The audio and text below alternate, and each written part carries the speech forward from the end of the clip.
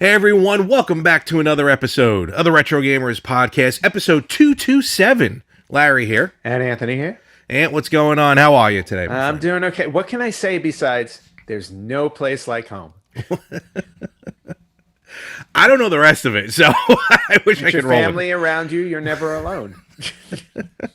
And if anyone knows what that even means, you're old. You're old like us. Yeah, everything. I'm a week into this and everything's breaking down on me. I've been broken down for years, so it doesn't matter. Oh, it all hurts, but nevertheless, though. In all the worst places.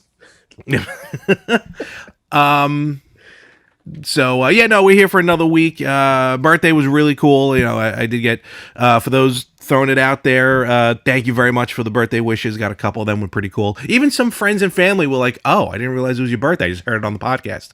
I'm like, well, thank you for listening. Hey, you know what? Like that, look, we got double there. It's like you got birthday recognition and we got a view. Absolutely. I mean, I'm a little upset that you forgot about, not you, but you know, they would have forgotten, but that's the story of my life. I did not forget your birthday. No, you done good. I do appreciate. I did good, huh? You did it. I did. So we just want to get some housekeeping out of the way first. Remember, folks, if you're watching on YouTube, smash that like button. That's how the algorithm works from what I've been told. Mm-hmm. And of course, share, tell your friends, tell your family to give us a watch. And from when this episode drops, just give a quick heads up. This Wednesday, which will actually be the day after this drops, April 7th, I'm going to do a nice little quick guest spot on a friend of mine's podcast called Circling the Drain Podcast. Very nice. It will be live on Facebook at 7 p.m. on April 7th. Yes, April 7th. So be on the lookout for that. As also on my personal Facebook page, I'll be doing a live watch along as WrestleMania weekend is coming up. So I'll be promoting that. We'll talk about that a little later. Ooh, WrestleMania weekend. Yes. Oh my favorite God. Weekend. I'm very excited. Favorite weekend of the year. Better than Christmas. Really? To me, yes. Aw. We gotta reset your priorities.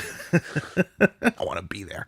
But before we get there, we're just gonna have some things to talk about. I would like to mention one thing real quick, and we don't have to go long on this because I'm in a new struggle. Oh boy, I can't. You know me and decisiveness; they just don't go together. No, you have none. Actually, it's more impulse that dictates my life.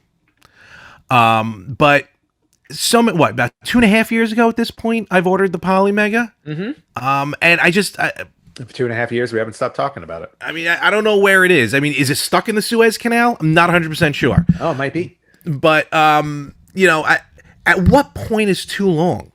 Like, at what point do I go, you know what? I have all these games that I'm dying to play.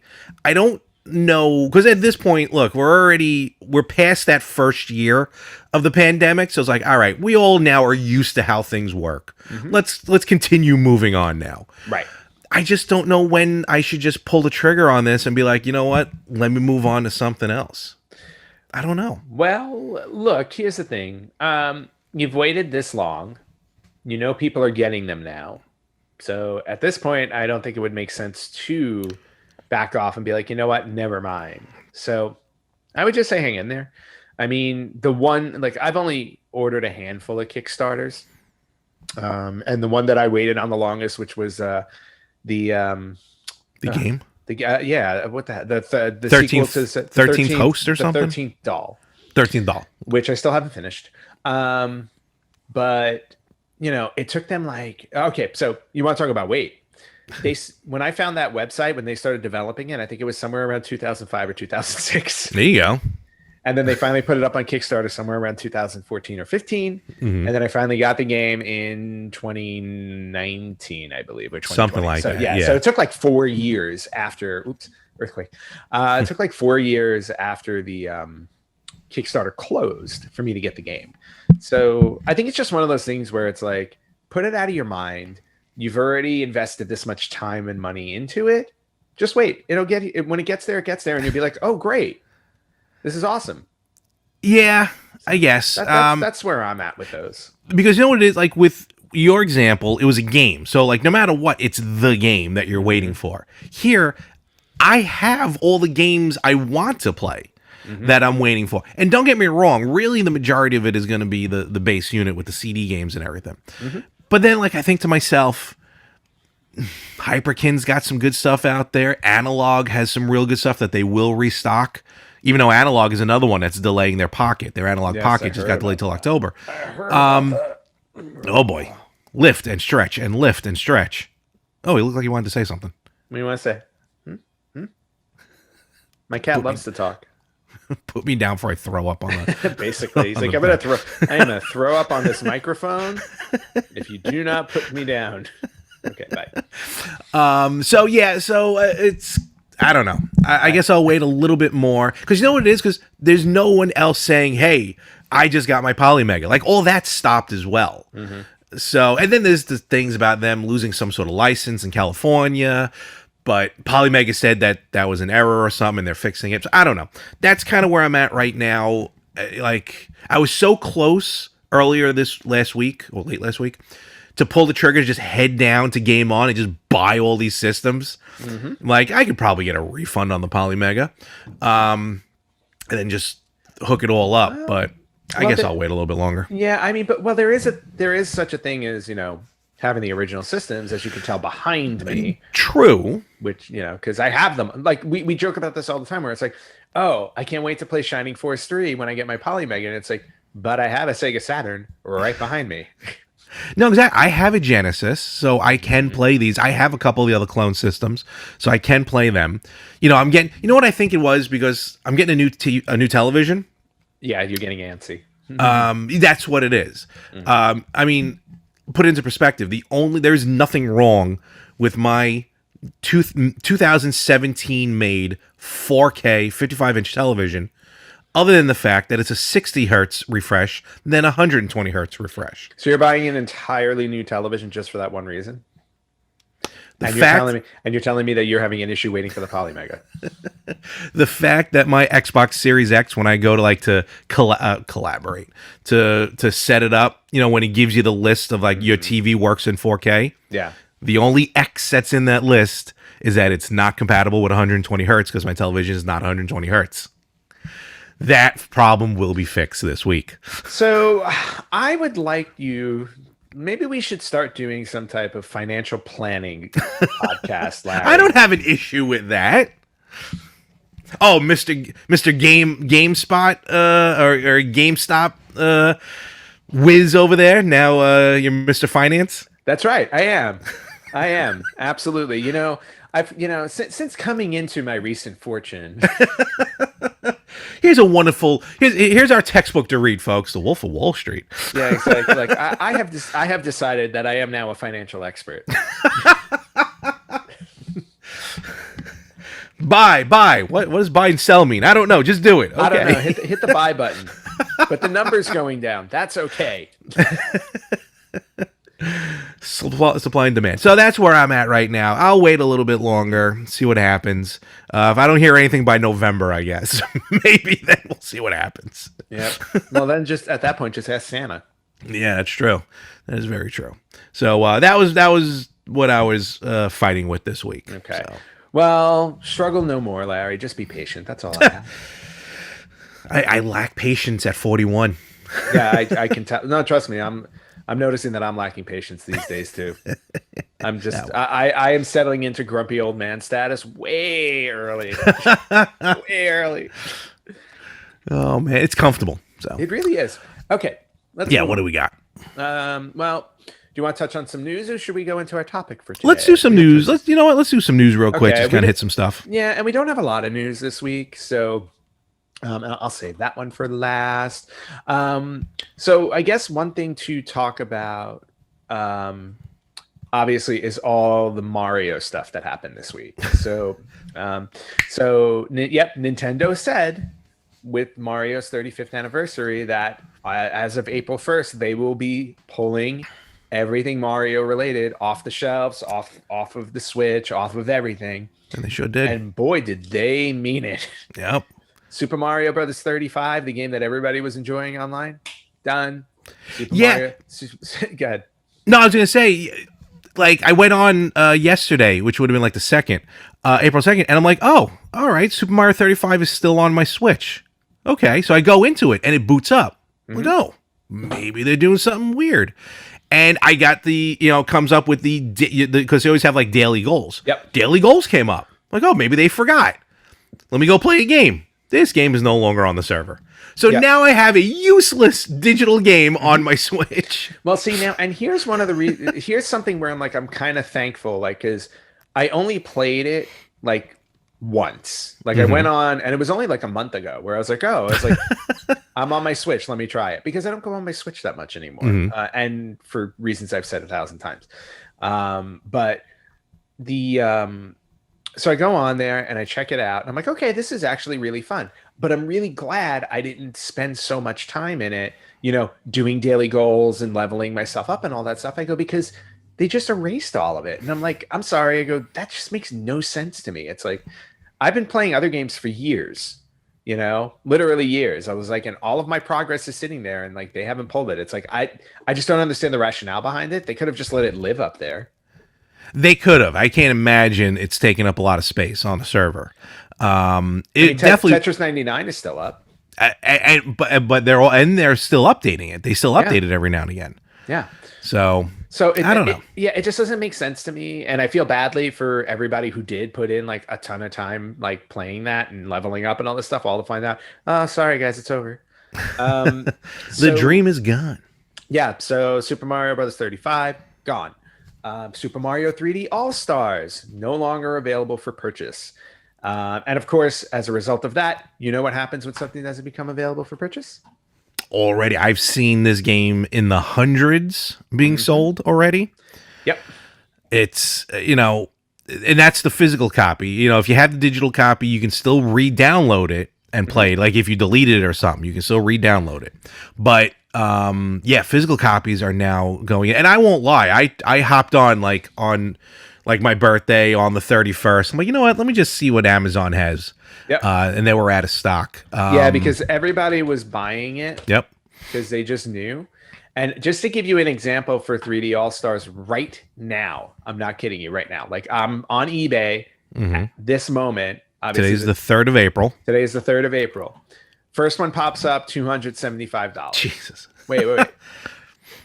The one right underneath it, with 12 people watching because they want to see what happens.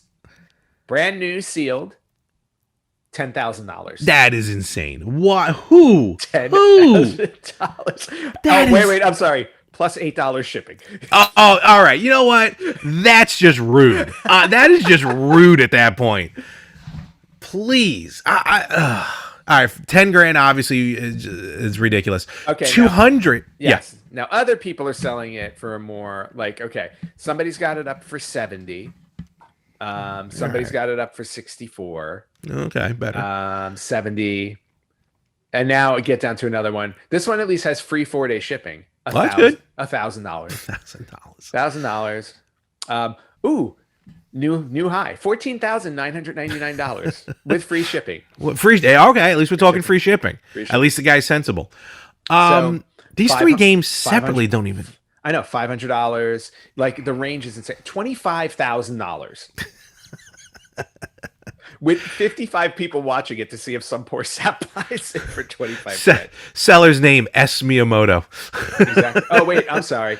You know what it is though? I also think people on eBay are just playing pranks. They're like, nobody's gonna, okay, $45,000. Yeah, no, this is I mean, look, there's a sucker born every 15 seconds or whatever they say, or every minute.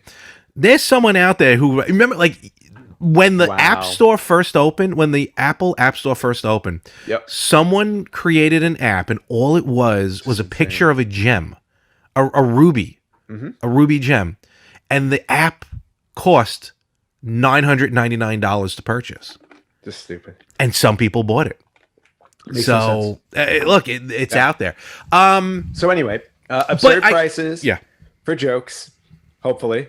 But the point is, like, you can still buy it for a decent price on eBay if you want to. Like people are selling it for like 60, $70. Which is actually, that's not, after tax, that's usually what it is anyway. Yeah, exactly. So that's really not much of a markup. But when you start looking at these 1,000, 5,000, 10,000 ones, I mean, that's a bit absurd. Forget that. Forget the thousands. Those are obvious. Those are out of the realm. But there will be people who will buy it in the hundreds. You know, that is ridiculous. And that's the one that concerns me. Right. Well, you can continue on with the story because I read something somewhere where someone actually kind of made sense of all this.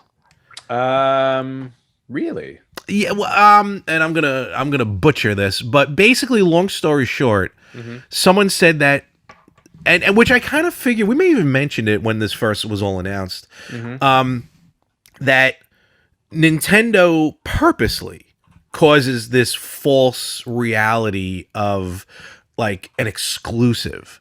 Right. But the reason being is these now we're talking specifically the Super Mario 3D All-Stars. Because it's a re-release of 3 prior games. And apparently someone said if you look at the research of games that get re-released, they are hot in the beginning, but their sales quickly trail off. So by saying that this game is only available for 7 months, 8 months, whatever it is, by putting an end date on it, it does give that false reality of, oh, this is something really special. I mean, it's cool. Don't get me wrong. It's a great game. But it basically ensures that you get people who weren't going to buy it now to buy it. So from a business aspect, I get it. And I don't think it's anything bad. Look, it's a bit, they're making these games to make money, let's face facts. And there's nothing wrong with that. Yep. But it just, when I read that, I'm like, okay, that kind of makes sense. Well, it's the old Disney VHS DVD mentality, if you remember that from when you were younger. In the vault. Yeah, exactly. It's like, so for those of you who don't know, children, there were these things called VHS tapes, right? And DVDs, of course. But what Disney would do is they would release a movie for a limited time window. So it'd be on shelves and all that stuff. And it's like you had to buy it within the time window because after their expiration date, it would go back into the vault. The Disney vault that's guarded by Tinkerbell, apparently. Basically, and her army.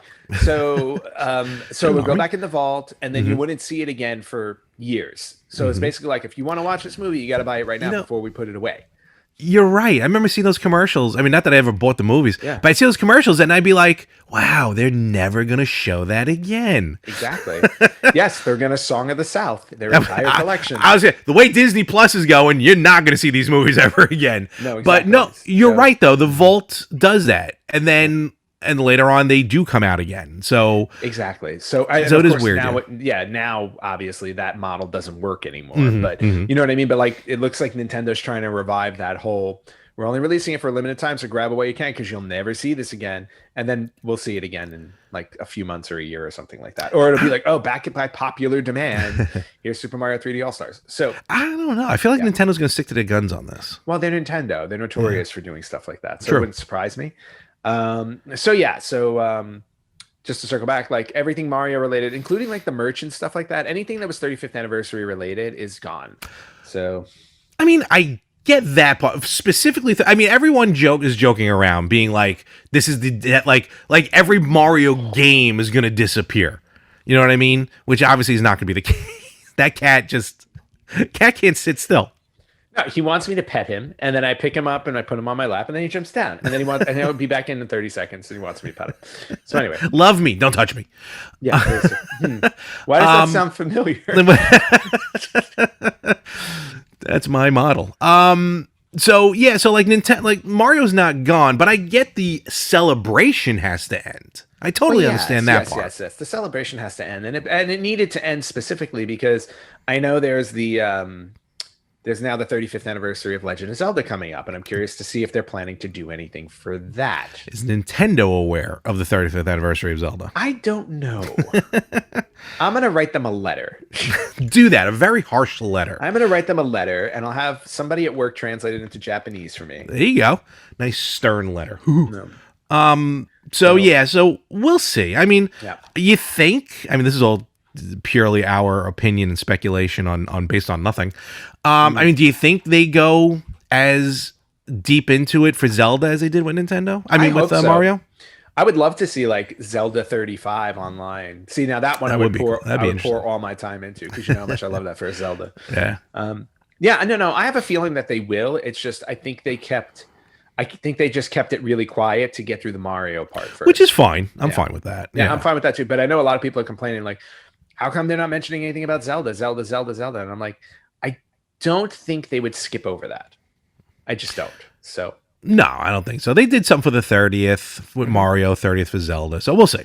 So we shall see. Time will tell, and there's not that much time left before we get to that point. Anyway, Very true. so we'll see. And then since we're on the subject of Mario and ridiculous prices for stuff, this was the other bit of news that I had, and I sent this to you yesterday. And oh yes, this was absurd. What is look? Okay, so as we've talked about now, like video game collecting has become a big deal for actual collectors. I don't get collectors. I don't understand the reason for collecting. What do you have against us? Collecting just doesn't make sense. I don't see the purpose of collecting anything. No, not at all. There's none. I can't imagine it. I don't know. Yeah, well, whatever. What's that? All right, you were behind saying. you? I'm sorry. A wall. Oh, okay. Literally, this is holding up the roof. That is the strangest wallpaper I have ever seen. These are load-bearing boxes. Load-bearing. Okay, got it. Well, yeah, I think you got Mariah Carey back there somewhere. I do. No, she's tucked away for Christmas. She now goes away. She goes into the vault, much like Mariah Carey herself. Until Christmas. Okay.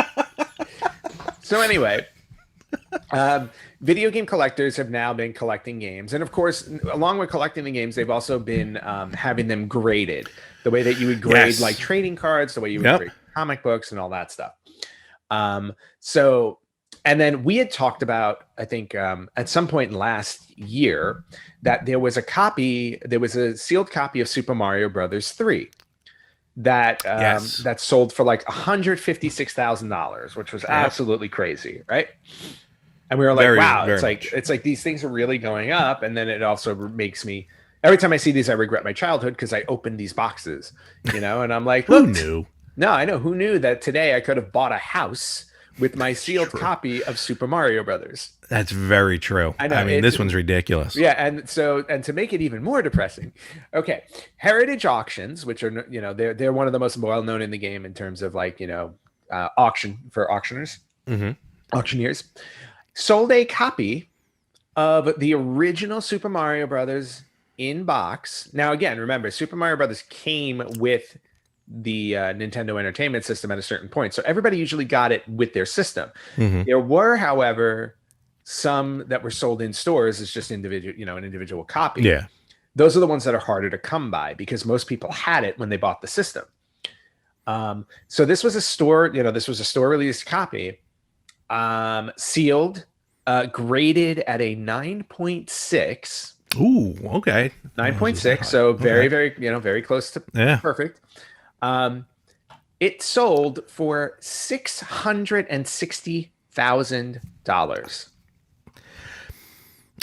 I mean, look, there's a market for everybody, but a game that I don't know. I don't get it. Maybe because I don't have that money, but I know it's a special box. It's like literally, is it like the fourth one on the chain?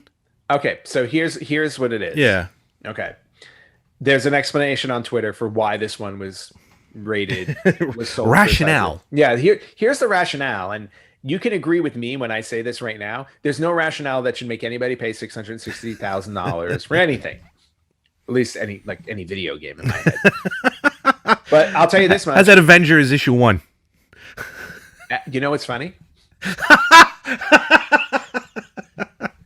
I bought a copy of Avengers 1 a year and a half ago. You did, yeah. Because of the comic book boom that's going on right now, it has tripled in price. Did it really? Yes. Wow.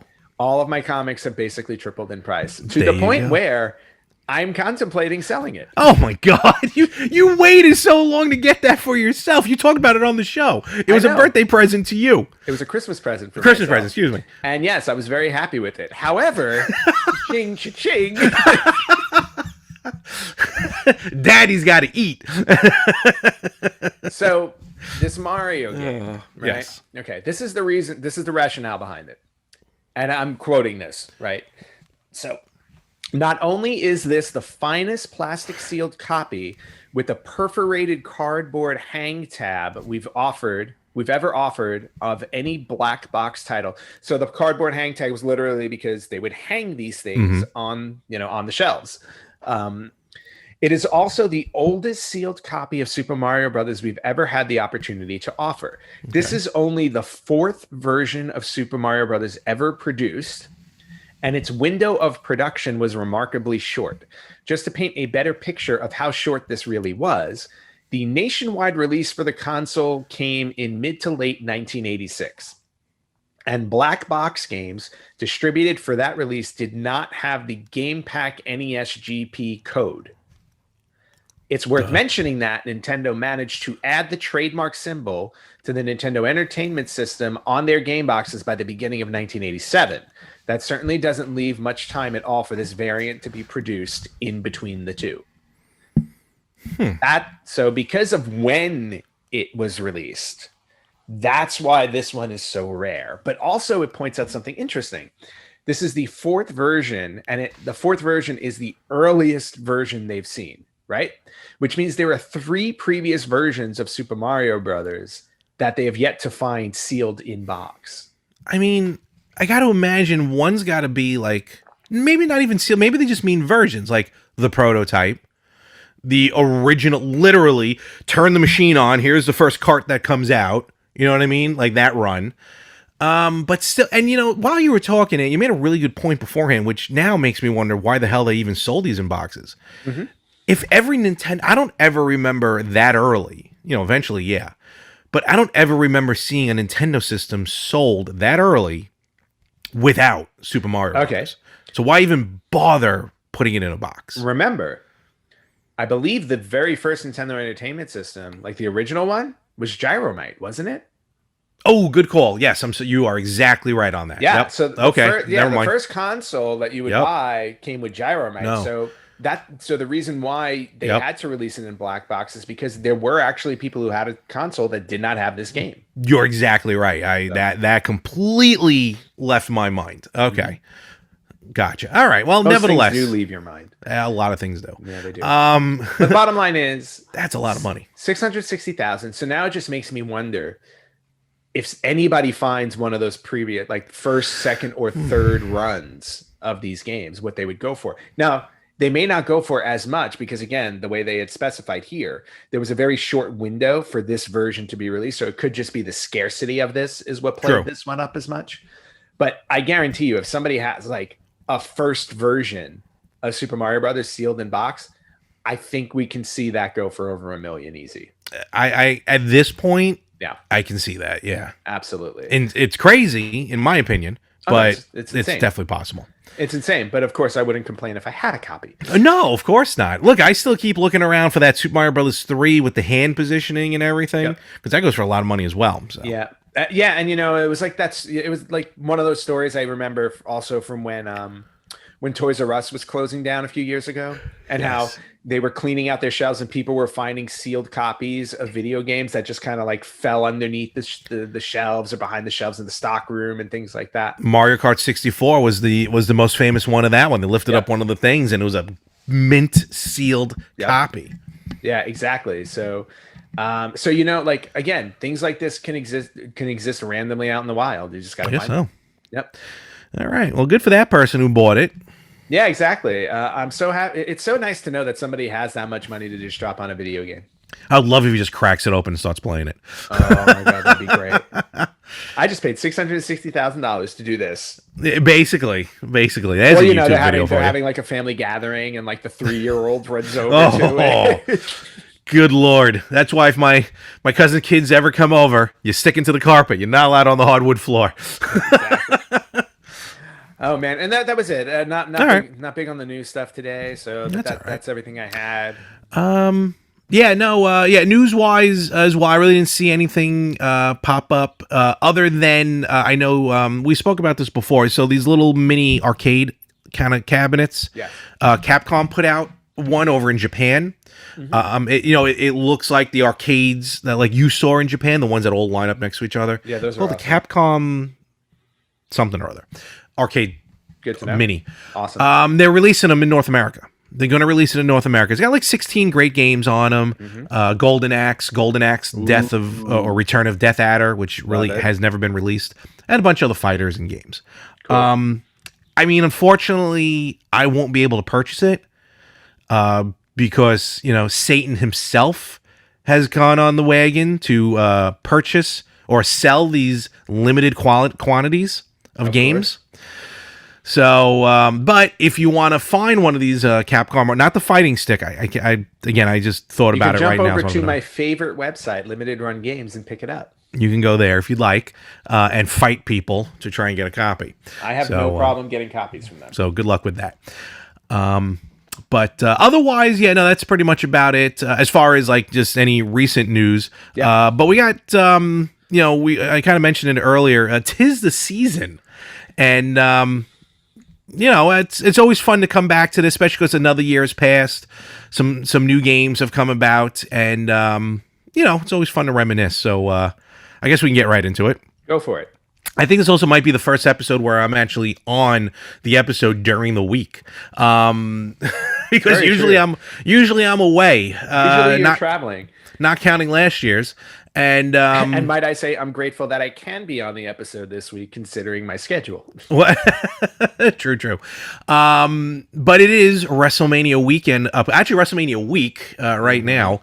There's stuff going on every night of the week that this drops, so I'm very excited. Yeah, tell me about it. I can't wait. Everything's 2 nights too, except for the Hall of Fame. In any Yeah, event, tell me about it. so at WrestleMania on the horizon, we want to go back and discuss again some of our favorite memories of wrestling games. These are games that, let's face facts, and it was a wrestling game that actually kind of got us. That started our friendship, And almost WWE ended Raw. it on the first day. This is true. And I was just talking about that with someone too recently, where I was mugged on the way home after visiting Anthony for the first time ever. Yes, Yeah, that was fun. true story. That very true story. Very true story. You and Danny Ellis. Yes, yep. And they just wanted our money and didn't want the backpack full of Super Nintendo games. So that's why they were robbing us, because they weren't that smart. Yes. And if you think about it, since you say, I think because you did not have all of your games stolen, we remained friends. This is true. I should have put 2 and 2 together that day, but still, Yeah. here we are. Here So we many are. years later. Oh, Lord. Yeah, no, it was Raw that brought us together, and then just there on in games. But maybe ones that we don't really talk about too much is there were 2 growing up. There were 2 arcade games, specifically that almost were like universally recognized. Even if you weren't a wrestling fan, a lot of people enjoyed WrestleFest and Superstars. Yes. WrestleFest was by far one of my favorite just arcade games of all time. And granted, I was a big wrestling fan at the time when it came out, so that makes total sense. Mm-hmm. But just in general, just the gameplay of it, if you were just a fan of arcade style games, it was just fun. It was, and that's what it was just pure arcade style. You just put the quarter in, you run with it. WrestleFest was released in North America June of 1991. Technos Japan are the ones that put it out. I mean, rating wise, it was kind of a little all over the place. All Games gave it about 4.5 stars. Sinclair user 88 out of 100. So it was definitely popular. But you gotta wonder, and I don't have anything on it, but like, why wouldn't a game that popular, all these arcade games that were getting ported to home systems, why not WrestleFest? Well, I mean, it could have come down to a licensing issue. Ultimately, WWE in general might have been just maybe it's just you segment the business in some way. So in other words, like True. games developed for console were different for games developed in arcade, and it just never got around to porting. However, even with that said, now it's 2021. You would think that it would just get ported because so many other games have been ported. You've got all the, Capcom releasing beat 'em up bundles and all these types of things. I guess it would just come down to like, why wouldn't you do it now? Yeah, the closest they did was back in 2012. They put out an iOS game, WrestleFest, February of 2012, that it felt like the old arcade game, but it had a newer roster at the time: Undertaker, Cena, Orton, Mysterio. Right. But yeah, no, this game is, for the life of me, like, again, I just never understood why they couldn't. You're right, Ant. At this point, maybe it's a licensing agreement. You know, Technos Japan, like, no offense, but where has Technos Japan been? You know, I'm not familiar with any other recent games coming out, but it's not like they're gone forever, because recently released, and I want to talk about this game real quick, is a game that's currently available for Steam, for Xbox One, for Switch, coming out soon for the PlayStation 4. I talked about it actually a week or two ago, because I got the physical box for it, but there's no physical game yet, so that's just more fun to have. A game called WrestleMania Wrestling. Yeah, and I know you've been waiting a while for this one. I have not as long as the Polymega, but I've definitely been waiting a while for it. And man, is it delivering on all cylinders. The game is produced by Retrosoft. Well, I guess, yeah, produced by Retrosoft Studios. For a while, it was just billed as an homage to WrestleFest. But then Technos came on and was like, you know what? We give you our blessing. I don't think they actually had anything to do with the coding or anything, but they gave them the blessing. So now it's the official sequel to WrestleFest, which is awesome. And, you know, it was amazing. Yeah, and I'm assuming Technos, like you said, I don't know what they've been doing in the video game industry, like, recently, or if at all. Like, I don't, like, they're a name that never really pops up, you know. So, so for them to just give their official blessing and stuff, I mean, that's just awesome. No, exactly, Link. And I hear you. Yes, you agree. So because I finally got my hands on it, I've been playing it on the Switch, and it feels just like WrestleFest. The game is a pure arcade game. You know what I mean? Like don't expect the 2K series. No. Don't expect SmackDown versus Raw.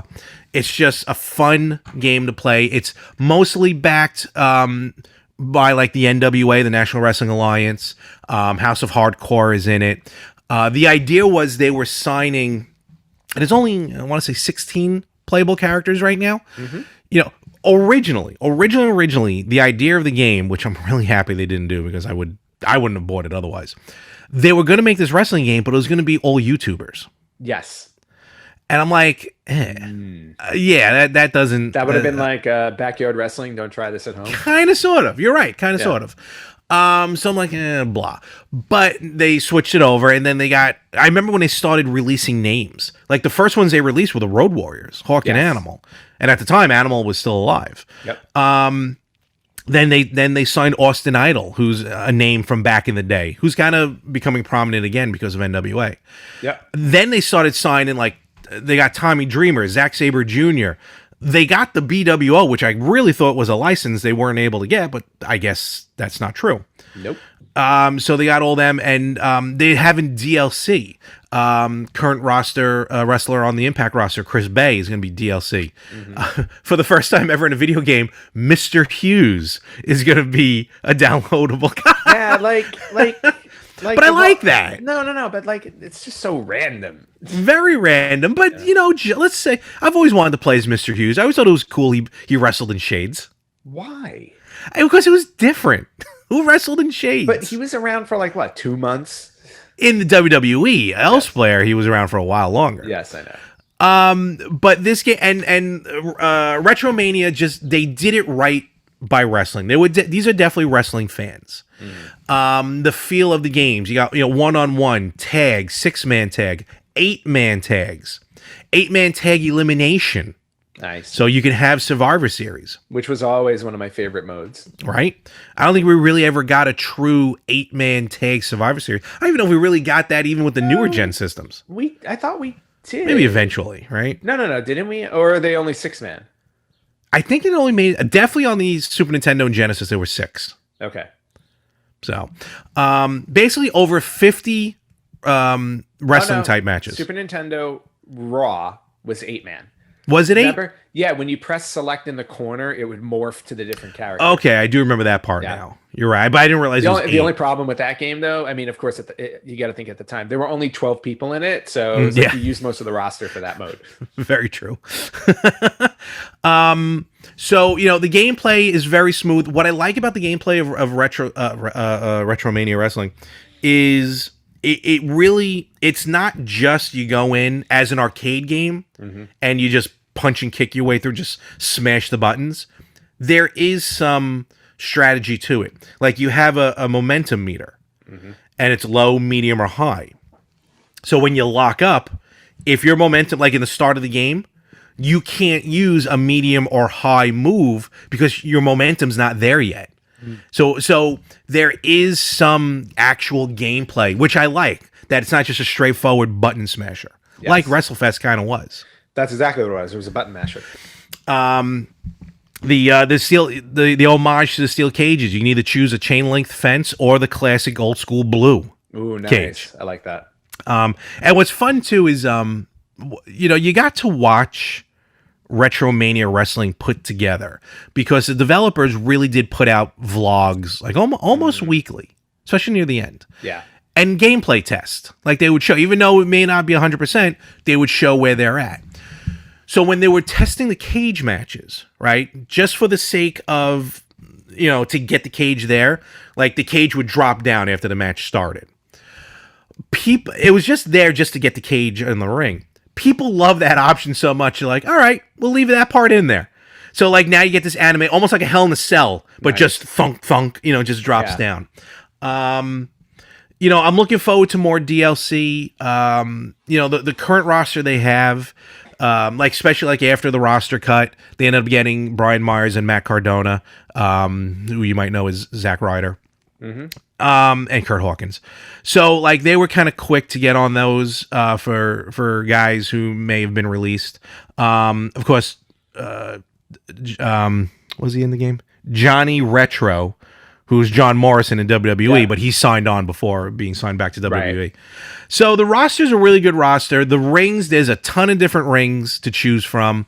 But this is just a straight up fun old school game that really feels like WrestleFest, and I gotta say the homage is there and definitely worth buying. Okay, and that's fair. It's always been on my radar, and it's definitely one I want to buy. My question is going to come down to, and we talked about this before we started recording, online multiplayer, because it sounds like it doesn't have it, which stinks, because obviously everybody today, it's all about online multiplayer. So I'm hoping it's a feature that they'll add at a certain point.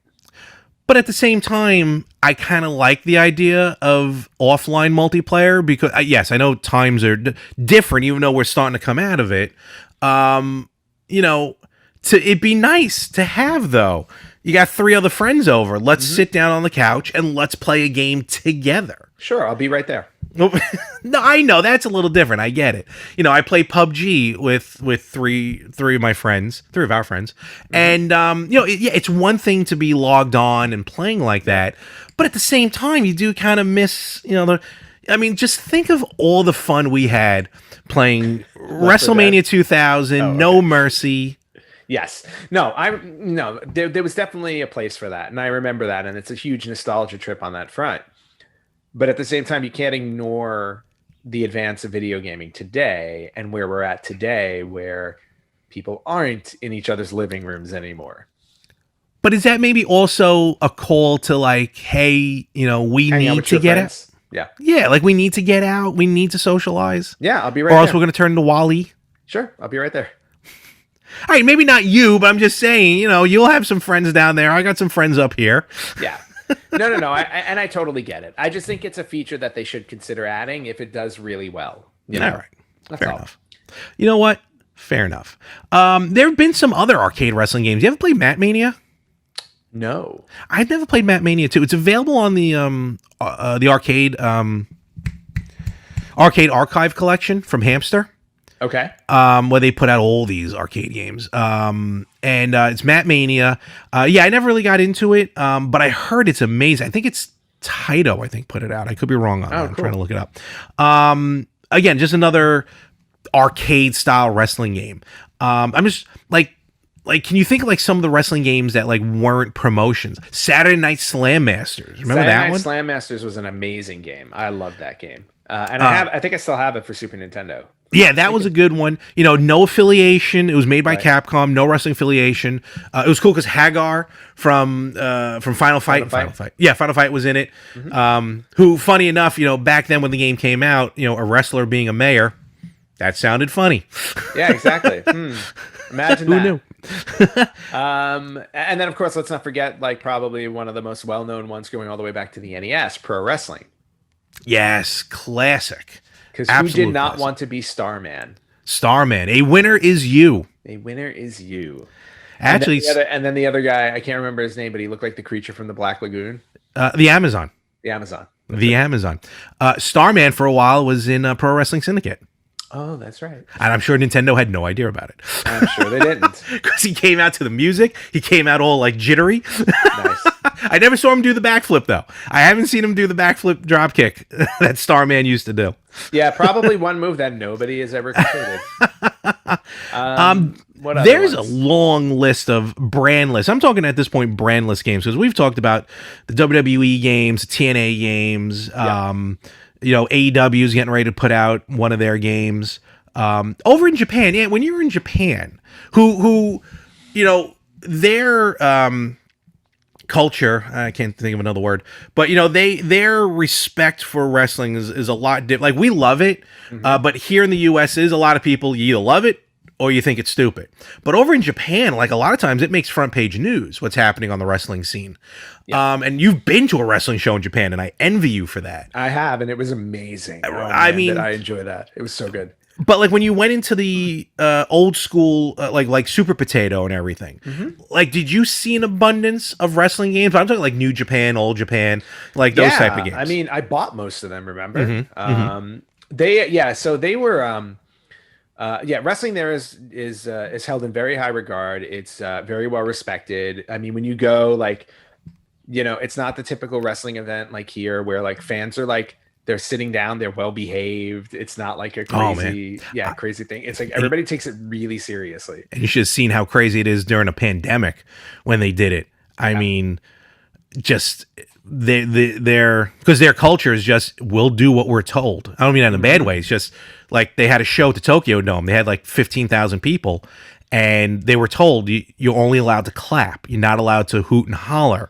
Not that they normally do, but sometimes they do. You can hear a pin drop in that baseball stadium. That's not going to happen this weekend in Raymond James. No, definitely not. But in terms of their video games, I mean, like I'm like even looking over at my shelf, like at all the like because when I went to Super Potato and other video game stores there was an abundance of just like New Japan pro wrestling games, all I think all Japan pro wrestling games. I bought up everything I can find. I've never played them because they're in Japanese, and I'm sure I can maneuver my way around it. But yeah, like they're just a ton. And I don't know if you remember even way back when I ordered Fire Pro. Yes, I do remember that. I was going to mention that. Yeah, which I think I still have on the PlayStation. I'm staring at it right now. Hold on, I'm going to grab it. So Fire Pro Wrestling, for those who didn't know, was a game released in Japan on the PlayStation. Was a great game. Again, had an arcade feel to it, but what kind of sold it to us? There it is. Anthony's showing the I broke the case, but the jewel case has some wear and tear. But you know, one of the first games Anthony imported. From Japan. Fire Pro Wrestling G. The best part about it was, even though it really didn't have any brand to them, they still had essentially.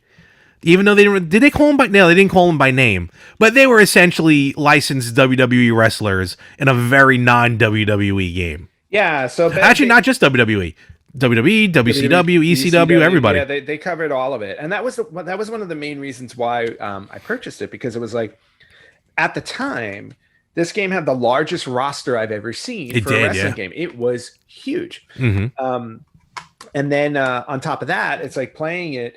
It was a very different type of game because first off, like they weren't going for these big, great, giant 3D polygonal graphics that the other wrestling games had switched over to with PlayStation and then 64. But this was like the first wrestling game where there was like strategy involved, and we just talked about strategy. That's true, yeah. Where your character, depending on how quickly you were transitioning from move to move and doing stuff, your character would actually get tired, and Yes. you would need to actually stop and Hmm. breathe in order to rebuild your stamina. So you actually had to be very selective in how many moves you did, which order you did them, and things like that, and when you were able to take breaks so that you can recharge and continue. So it was very much, they tried to mimic the way a wrestling match goes, where one Hmm. person is in control for a little while, and then obviously the control shifts to the other person. So they did a great job with it in Fire Pro Wrestling G.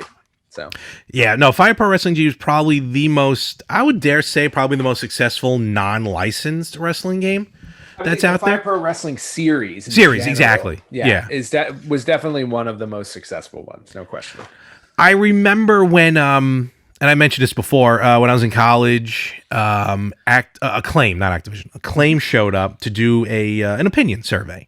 They were trying to create a new game. They wanted, college students' opinions. I'm like, all right, cool. You got a free game out of it. That's how I discovered Burnout, the Burnout series, which is awesome. I got a free Burnout game.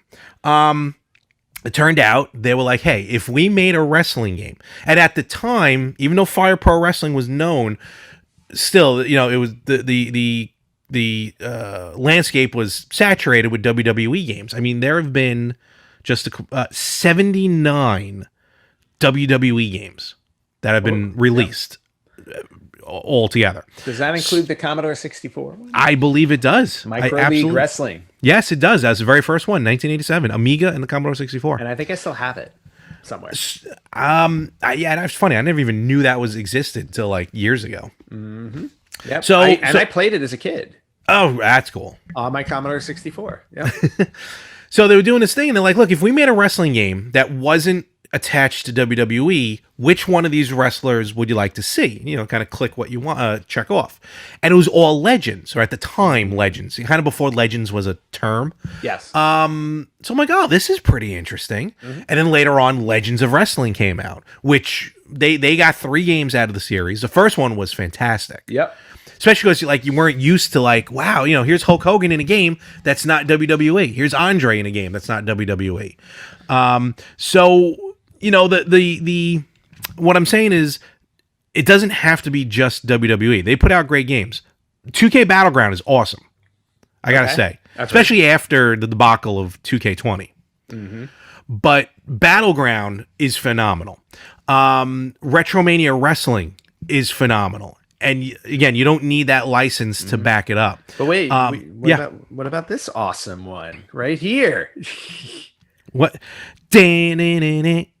That's the one that my mom got someone fired for. Yes, WrestleMania, the They have very it in first box, WrestleMania too. game for the NES. Yes, I have it in Nice. box, and it's in decent shape. I mean, granted, Very decent. I wouldn't get it graded, but No, but I'd send that off to get autographed.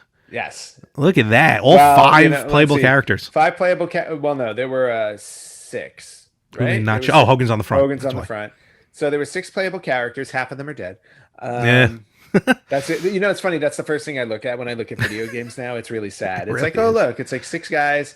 Yeah, Macho Man, Bam Bam Bigelow, Andre the Giant, all deceased. Aw. Don't even look into Royal Rumbles, people. Oh no, don't. Let's not. But anyway, but yeah. So this game for the NES, like I remember when I got this as a kid, this was like one of the best Christmas gifts That I ever was. got. It really was. It- And it obviously it was a terrible game. But I was going to say, yeah, over time, it has not held up. no. WrestleMania Challenge. Ooh, that one's even rougher. That one was rough That because one's even rougher. they made they turned the ring and made it a diamond shape. Yep. And it's like, why would you do that? Oh, it was isometric, I believe they call it. They did. It was terrible. It was ugly. Yes. But then they kind of fixed it with the next game, which was King of the Ring, I believe. That wasn't too bad. Oh, I have that plug and play. That's available on plug and play. I have No, the Steel Cage Challenges. Excuse me. Oh, Steel Cage Challenge, and Yes. then it was King of the Ring. Yep. And I have all 4 of those games, if I'm not mistaken. Actually, no, it's funny. I have 3 copies of this. Do you really? I have this one in box, and then I have 2 other copies I'm looking at right That's now. weird. Yeah, I don't know, they just fell into my. You know what it is? Because when I was doing like yard sale rounds and like going to things like that, people would have like here's a whole here's a whole bunch. How much for all of them? And I would buy all of them. So like I have like 2 copies of Super Mario Brothers 3. I've got Fair 2 enough. copies of TNC Surf Design. Oh God, I hate that game. Yeah, I know. But I'm just saying it's like, so I wound up with 3 copies of WrestleMania. Fair enough. It happens. So, and one more game I want to mention, and these games, again, go out, pick them up if you can find them. Some of them are dirt cheap. Get Retromania Wrestling. You're not going to be disappointed. Trust me. Game is phenomenal. One of the rings is shaped like, you remember the old blue WWE rings for the little figures? Yes. It's like one of the rings is shaped like that. That's really cool. So it's really cool. But there is, I just want to mention real fast, there is one more game in development, actually. Called The Wrestling Code. No gameplay footage, nothing like that, but you can go, you can definitely look it up. It's going to be available for PC, PS5, and Xbox Series X. As of right now, and I can't say how accurate this is, but I'd like to think it is because they're saying it. There are, even though looking at it now, some of them might have to be removed due to recent signings. There are currently 97 independent wrestlers signed to this game. Wow, that's big. Basically, almost all of Ring of Honor. Like I'm talking Dalton Castle. I'm talking Alex Shelley. Let's see who else. Leo Rush. I know a lot of them aren't just Ring of Honor, but some are in AEW. They got Impact. Yeah. Yep. Tajiri is the biggest name I see here. Very nice. The Ascension, just name a few. Velvet Sky, NWA's in there as well. So 97 wrestlers, give or take. And again, not much has been released on this game, but if this is the Bushwhackers, they got the Bushwhackers? Holy cow. So if this is true with this type of lineup, I think this, obviously gameplay to be seen, this is a hell of a lineup for probably what's going to be deemed like the next big game in wrestling. Next big game in wrestling that's not from a major. Exactly. Yeah. Exactly. All right, that's really cool and worth looking at. And then the last ones that I want to mention, because I just wanted to touch on these, because again, this is something that we did when we were younger as well. Not just the licensed games that were on our consoles, but on our PC, there were 2 games specifically that I used to play. One of them was Rampage Wrestling. You remember? And I bought that off of the internet, where it's like, I think it was $40. They sent me the floppy disk. Is that how you got it? Yeah. I didn't realize that. They sent me the 3.5, not 3.5, the smaller, the hard floppies. Yeah, 3.5. 3.5 discs, 3.5-inch discs. And then I'd install it into my computer and play it on DOS. Yeah. And that was the first time where it's like you had wrestlers, like, again, WWF wrestlers, WCW wrestlers, I think. And you were able to download additional wrestlers, and then they had all these different modes. And it was all text-based. So basically, it's like you chose a move, and then whoever did the move, and then it was a follow-up to that, and you just played out the match via text. That was so much fun. Yeah, my favorite mode in that was Battle Royal, because you would do Battle Royal mode, and you would have like 20 guys in the ring, and it would just be like this, all this text flying through. And then the other one that I remember, and I also ordered online, was called TNM. I don't know if you remember TNM. Yes, you played the Booker. Yeah, TNM was like the first time I ever played as the Booker. So you were the Booker of a wrestling organization, and you were responsible for signing the wrestlers and then booking the card. And then once you booked the card, it would just play out like a show, but it was an entirely text-based show. So you read how the match progressed and then who won. You didn't play into who won and who didn't. You just literally watched it play out. And that game was awesome. Yeah, I had a lot of fun playing both of those.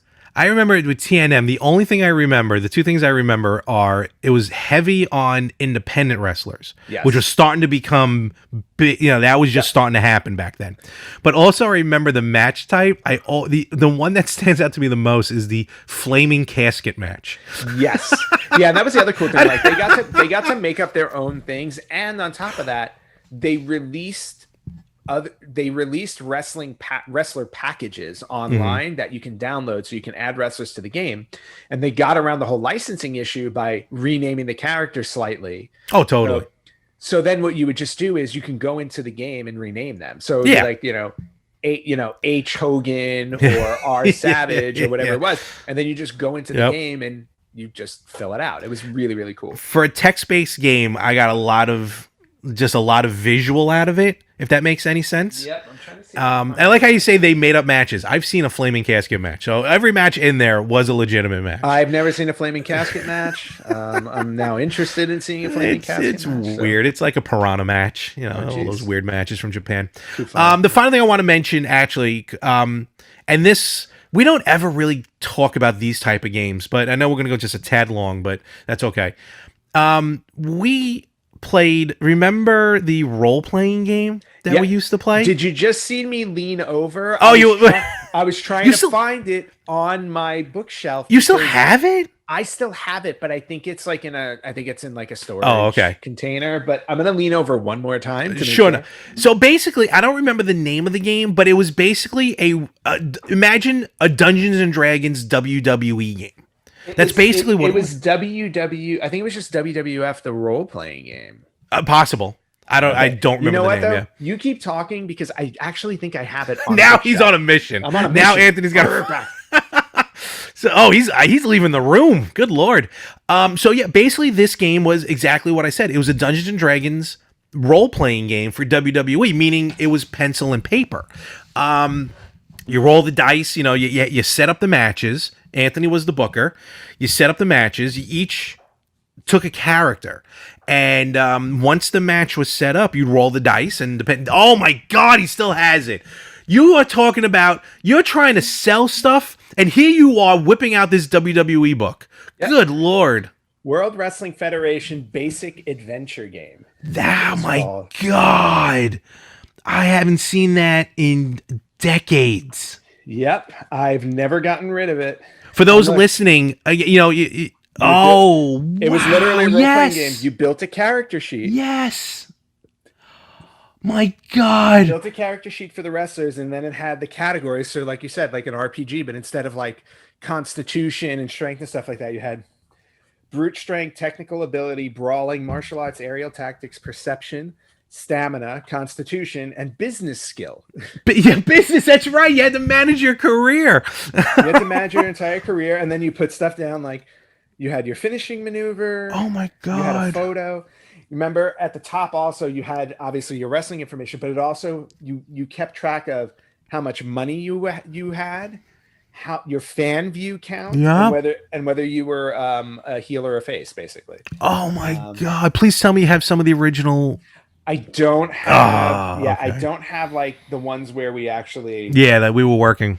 Yeah, because I remember. I don't know if you remember my wrestler sheet for this. Mm-hmm. I took a picture of Macho Man Randy Savage and I put I took a photo of yes, myself. I do remember that. I replaced it. Yeah, so they had sheets of like already wrestlers that were there, but they also had blank ones where you can make up your own. Because I remember vividly, because we did like almost. Yeah. So what do you like got? There's the Undertaker. Yes, there you go. So there's a picture of the Undertaker. What, did you just photocopy those, or did you get like a separate sheets when we played? No, I think in the back there used to be a blank sheet, and you would I think you would photocopy it. All right. I mean, we each were the one. I remember we did like a roster, like a draft. Yeah, and because there was also, just so you know, a referee sheet, an announcer sheet. I don't remember the announcer sheet. Yeah, there was an announcer sheet and a referee sheet, and this was my favorite sheet in the game, a scrub sheet. I do remember that, a jobber, if you will. Yeah, a jobber, basically. Oh my God! All I remember is I got drawn the Mountie and Jerry the King Lawler. Why did you wind up with them? That's how I got. I think I definitely had the Mountie. I remember that because I remember the picture. I don't see him in here. You sure? Oh, hold on. I'm gonna double check now that we're going down. Game. This is game memory lane, not video game related at all. You know what? Hold on. You're going through the pages. Who's in it?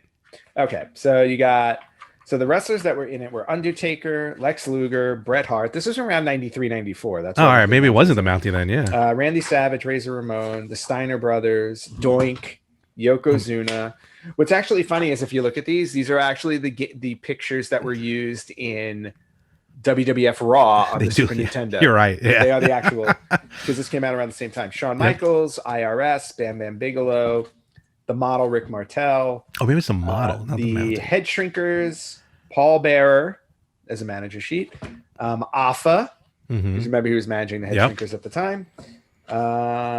Johnny Polo, who was managing the, Yes. who was managing the Quebecers. So maybe you did have. Oh, the maybe I'm Quebecers. thinking of that's Yeah, what I'm the thinking of. Quebecers. Jacques, yeah. And Mr. Fuji. That's it. Oh, so Jerry Lawler wasn't in it. What the hell was I No, he thinking was of? not. Well, no, because again, remember you were able to create your That's own true. Yeah, we characters. did create characters. So yeah, and you know what's funny though, going through it, there is no blank wrestler sheet. So I want to say at some point there was one. Probably. Because we definitely made ones up. Yeah, I mean, I could have cut it out, maybe. That's true. Or it's someplace else in the book. I mean, it is a thick. It's not the instruction booklet that Anthony's going through is not as thick as like a D&D instructions, but it is a thick book. It's definitely a thick book, and I also remember that they had expansion books for this as well at the time. Oh, maybe it was an expansion that I saw or something. But in any event, I sucked. That's all I remember. You did. I was terrible. I used to beat you up all the time. My dice rolling skills were not up to par. No, my dice rolling skills have always been good. You can ask my friend Rich and how we used to play Risk. You can ask Verdi too. But I'm gonna see him later. I'll ask. You can. You cannot get rid of that book. No, I'm never getting rid. God. I've had this book for how many years now? 1993. I've had this book for 27 years. That is insane. Yeah, and because I was big into D&D. Wait a minute, what's on the back? I thought this was interesting. So this is just it's just like a promotion for the main event. Okay. A special casket match: Undertaker versus Yokozuna, and then it actually has like a little paragraph like. Okay. It looked like a blank sheet or something that may have been taped to it. That's why. No. Okay. There's actually no sheet. There probably was something separate. I got to imagine there may have been like. Oh yeah, and look, and there's a promotion in the back here: World Wrestling Federation Advanced Source Book. Oh, you know what? I can see the perforation. Oh, there you go. So yeah, so the sheets I did. Rip the sheets out so we can use them. Yeah. At the time. That is all. Oh my God. That, folks, you literally just heard a memory coming back to life. Happy WrestleMania. With that, folks, we're going to end it. That is a find. Can't top that. Oh my God. And where can they find us? You guys can find us on Facebook.com/RetroGamersPodcast, on Instagram @RetroGamersPodcast, on Twitter @RetroGamersPod. And you can listen to us wherever you listen to podcasts. You can watch us on YouTube and on IGTV. And if you want to email us, you can email us at email@theretrogamers.com. Yes, I'd like to do, a quick shameless plug. This Wednesday, the 7th of April, I will be on Circling the Drain podcast live at 7 p.m. Eastern. You'll be able to find that on Facebook. Just search Circling the Drain. And again, personally speaking, on my Facebook page at More365, MOHR365, for WrestleMania weekend, both nights 1 and night 2, I'll be doing a live watch along. I will have to note, because people keep asking me, no, I will not be streaming WrestleMania, because that is illegal. You'll have to get Peacock in North America, but or in the US, I should say. But I'll be doing a watch along in these trying times, which not as bad as last year. But still, we had a good time last year. Just join the chat, watch along, have fun. That's basically what it's going to be about. Again, both Saturday and Sunday WrestleMania on my Facebook page. Please join just to have a good time and enjoy what is WrestleMania. And with that, I probably won't even talk to you this week. No, you will not. I'll be watching a lot of TV. You'll be watching a lot of TV, and I'll be working a lot of TV. I don't know what you do, but whatever. Okay. All I know is that I've been happy. So, and this week I better be very happy. So, no comment. And with that, folks, we will catch you everywhere next week on the Retro Gamers Podcast.